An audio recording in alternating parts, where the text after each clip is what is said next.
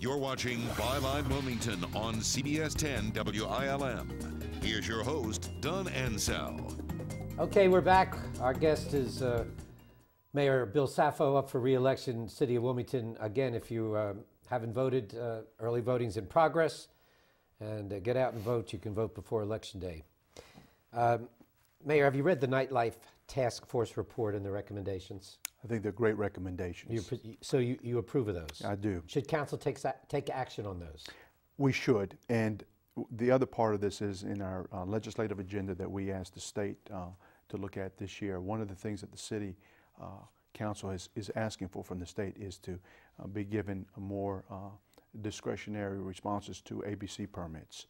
We've got way too many bars in the downtown area. There's nothing wrong with bars, and we've got some great bar owners that do a tremendous job down there.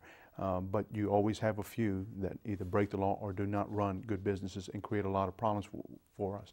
In addition to that, to have 60-some establishments with ABC permits in such a geographically concentrated area puts a lot of strain on the resources that we as a city have to provide. On Memorial Day weekend or July 4th or Labor Day weekend, we could have up to 10,000 people in that one geographic area.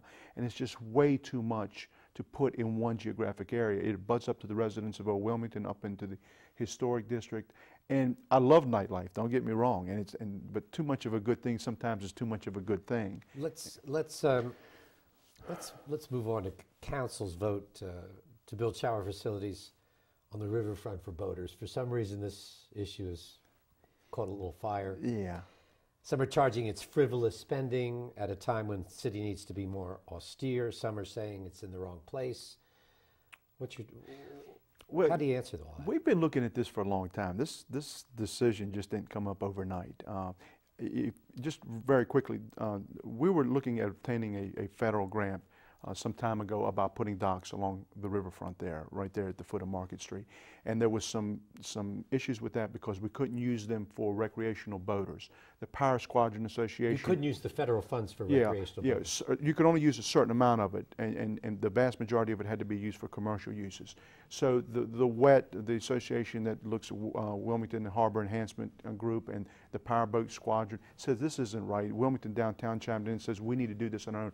The city taxpayers paid for those docks down there, so we wouldn't have to run into this situation. So anybody could use those docks, and the city at its discretion could use those docks to attract anybody. But the issue came back was we need more bathroom space downtown, which we are putting 2 additional bathrooms. And so we obtained a federal grant. Half of this money comes from a federal grant, but the federal grant is very specific in its nature. We're putting 2 extra bathrooms with showers in those, but those can only be used for those people that come there by boat. So we're adding the do it. So you look at it as an economic boost? Benefit, because obviously the river is a part of our commerce. It has been for many, many years. And we do have boaters that are going to come along that river. They're going to want to park downtown. They're going to walk around downtown, and they're going to also want to be able to use the bathroom and possibly take a shower there. And our staff down there that is looking at this says this is going to enhance and help us attract those boaters into our community. Your opponent also suggested that council made the hard choice not to raise taxes because it's an election year.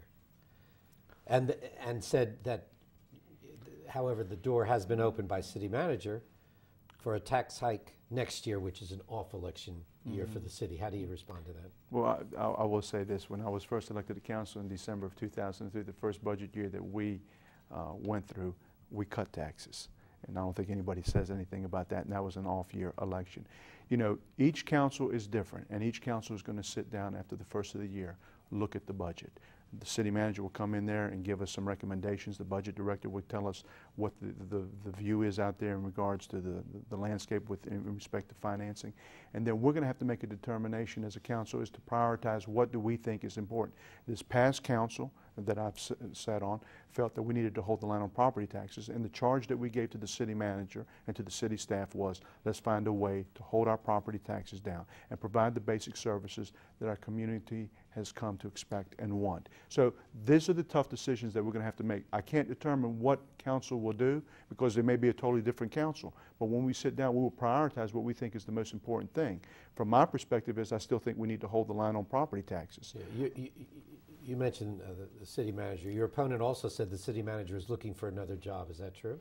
Well, the city manager, I think Sterling Cheatham has been offered other jobs. I think when in 2007 he was offered a job in Tempe, Arizona, and I know that he's been in line from other cities and from around not only the state but around this country for a possible candidate. I mean, all city managers are in that boat. If you got a good city manager, people want them. What about the Titan issue? You suggested that the community needed to have a dialogue about the types of industry we want in the region. Mm-hmm. Is Titan an industry we want? Well, is it an industry you want? Let me say this, Don. If it's between a PPD or a Quintiles or an AAI and a Titan, I'm going to go with PPD. I want a high-tech type of industry. But they do have a legal right to a process, and the property is zoned heavy manufacturing. And whether the county commissioners gave them incentives or not, they have a right to go through that process, that legal process. And if the process says that they don't meet those requirements, then the thing is not going to be built. But I do think it's time for us in this community to have a dialogue in respect to what type of industries we want here, because Wilmington Industrial Development and others are going to continue to recruit companies to this community and to this region. So every time we have a company like this, if we're going to go through this type of a debate, I think it's time for us in the community to have an overall debate, sharing all of the information with all of our citizens. We're almost out of time. In less than 5 years, the downtown district has lost 20 historically significant buildings to the demolition ball. Do you support stronger regulations to help save what's left? I do. And I've seen, you know, having the discussion with Mayor Riley, going around visiting Savannah, visiting Charleston, one of the things that attracts people to our downtown is our historic district and our historic core. And I want to be able to find a balance, giving that property owner the right to redevelop their property and maximize their return on investment, and at the same time preserve a portion of that property or that building. They do it in Washington, D.C., and I have read their regulations. It can be done in Wilmington, North Carolina, and I just want a fair and equitable way where the property owner and the community get the benefit, and we then attract tourists to our community, which is a good thing. Mayor, thanks for joining us this morning. Thank you, Don. Thank you for having me. And by the way, next week on Byline, we'll do an Ask the Candidates forum. It'll be a full hour. The mayor will be back along with his opponent, Paul Knight. They will be taking questions from the public and a full panel. It's a 1-hour special high-def presentation from Byline Wilmington. So join us for that. That's next Sunday. Until then, I'm Don Ansell for Byline Wilmington. We'll see you next week. You've been watching Byline Wilmington on CBS 10 WILM. Join us every Sunday morning at 11 as we explore the issues that concern you.